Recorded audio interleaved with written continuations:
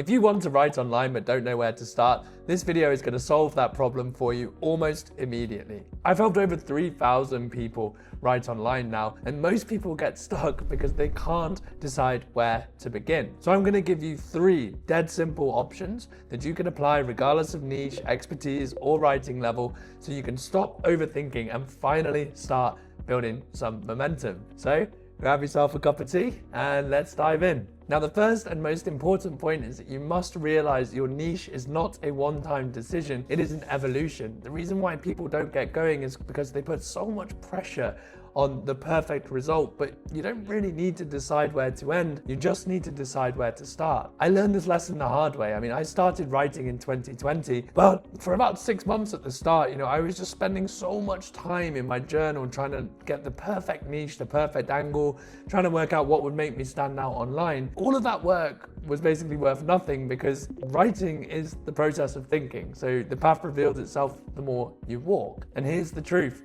You don't solve a creative problem by strangling it. You solve it by doing the work and giving your curiosity room to breathe. And so there are 3 places for you to start writing that makes this dead simple. We have the past, we have the present, we have the future. Let's quickly unpack each. So one of the best ways to start writing is to begin with a problem that you've already solved. Why? Well, a few reasons. First and foremost, you have a story to tell. Great writing is unique, useful, and undeniable. And so when you actually have a story behind the thing, people will pay attention more. Second, it can really take the edge off of the imposter syndrome stuff. I'm not going to say that you click your fingers and it magically disappears, but you do not need to be an expert to have ideas worth sharing. You just need energy in a problem worth solving. And so when you start with the past, you begin to realize that there are thousands of people out there struggling with problems that you've already solved. And they're looking for guides, not gurus, okay? So you don't actually have to be the best, you just have to have something interesting and useful to say about it. So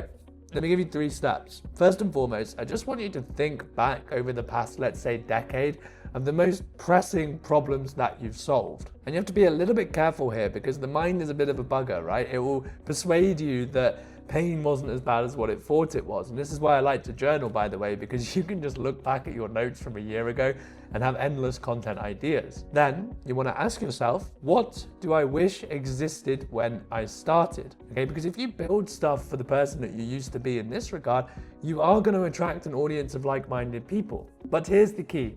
You share the solutions, but please wrap them up in your stories, because stories are a vehicle for truth, they're a vehicle for trust, and they help people pay attention, okay? Because they're the best way to teach. But what if you don't want to write about the past? What if you feel like you haven't solved a significant enough problem? But this leads us to the second part, which is the present. But before I dive into what you can do there, just a quick note.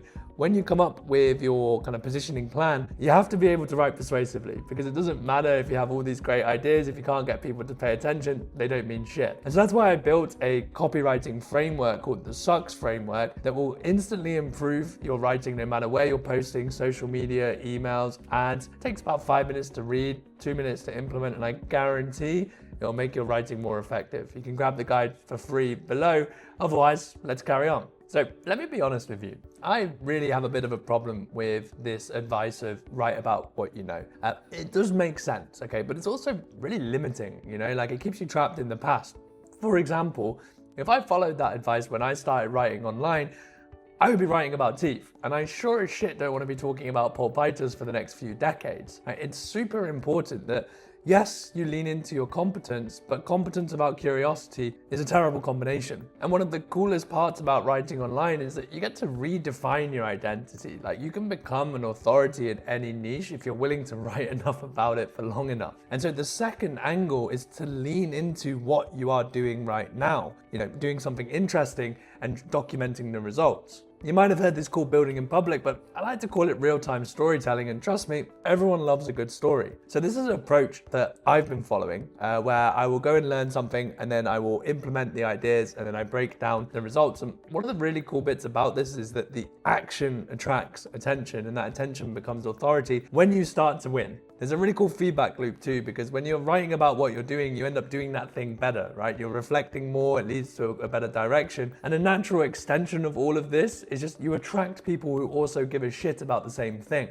And look, at first, no one pays attention, okay? But when you get good, they will start to pay you money. And so here's the question for you. What are you building right now that is interesting? You can kind of break this down into interesting conversations, interesting actions, and interesting emotions that you're experiencing. But you do notice the word that's recurring through all of this. It's interesting. One of the main problems I see when people are writing online is that they aren't actually doing anything, okay? They're not doing anything interesting enough to catch attention. And so if you're sitting there thinking, oh, I really want to build a brand, don't think how can I get people to pay attention? Think, what is something that I would love to do with my life, okay?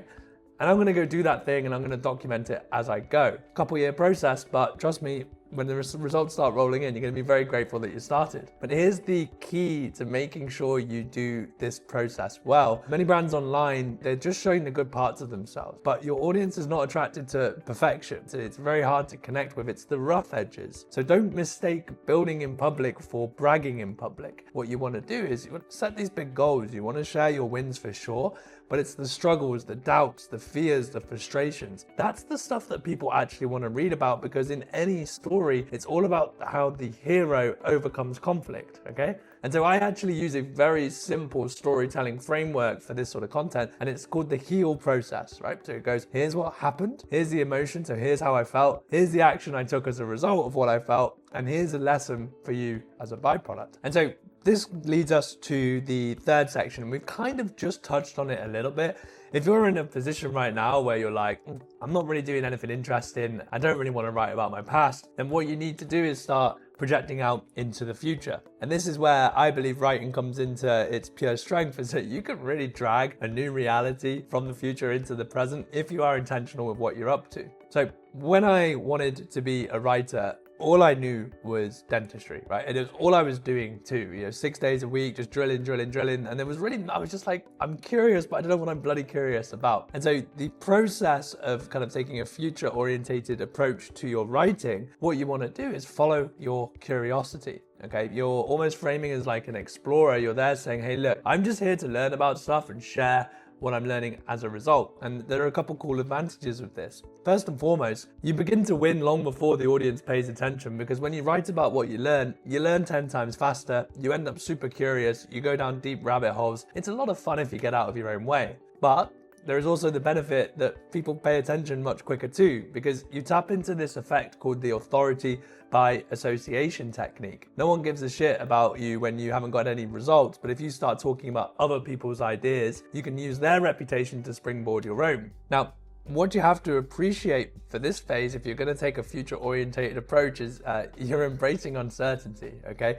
Because you cannot predict the future, no matter how hard we try. And so what this means is that if you're thinking, okay, I want to write, but I'm really getting in my own way, and like, I don't know what I want to write about, and I'm not good enough to write about this stuff, you have to take a breath, okay? And you have to say, I'm not writing because I'm an expert, I'm writing to become one. And I'm starting at the first step, and what that involves is just embracing the uncertainty of curiosity and seeing what emerges. So you might have, 5, 10 topics that you're fascinated by. Pick the top 3 that you love and begin to run experiments. Okay, I'm going to write for a week about this one, a week about this one, a week about this one. Post it online, because if you're doing it in private, you're not really doing it. And then just see what resonated, okay? Probably won't resonate with people at the start, but what about yourself, okay?